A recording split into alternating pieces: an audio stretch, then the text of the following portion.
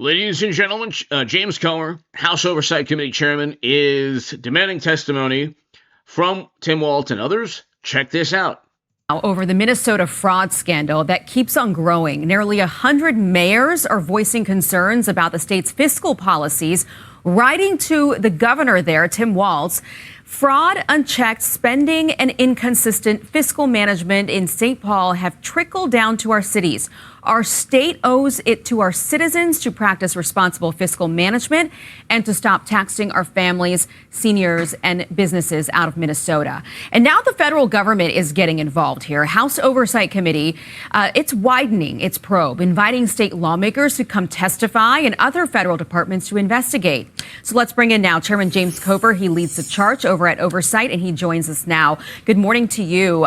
Tell us about who you're bringing in, who you want to see on Capitol Hill, and what questions do you want to ask them?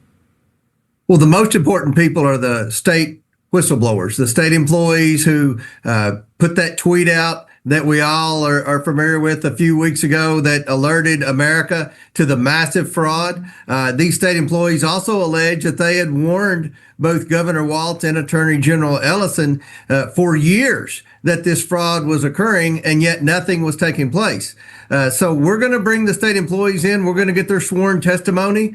We appreciate their bravery in coming forward. We're also going to bring in state lawmakers and Minnesota mayors because the walls are caving in on Tim Walz. This massive amount of fraud is affecting and impacting every citizen of Minnesota because they're having to cut services because so much of the money for social programs was wasted and defrauded by this Somali population. So these are the people we're going to bring in. We're going to try to identify. Love James Comer, love President Trump, but I will say this. It's not the Somali population. God bless the Somali population. Are there individuals that committed fraud? Okay, yes. But God bless the Somali population. Many veterans, many business owners, many beautiful, the vast majority, beautiful, amazing, awesome individuals, beautiful families. It's a Democratic Party scandal. Love James Comer, love Trump. They should call it a Democratic Party scandal. It's about Democratic Party corruption. Don't give Democrats the typical layup or, alley-oop dunk to just, try to circumvent their culpability.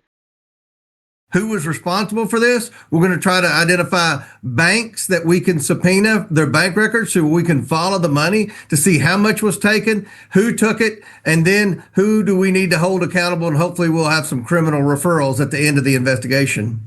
What is so fascinating about this, Chairman Comer, is how no one knew, or did they know? This is an op-ed from the Wall Street Journal here, asking, I think, a pretty fair question. When nearly $250 million can vanish from one state program before anyone truly notices, taxpayers are justified in asking who was supposed to be minding the store.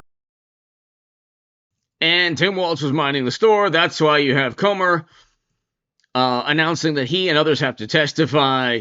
Governor Walz called to testify. Comer announces hearings.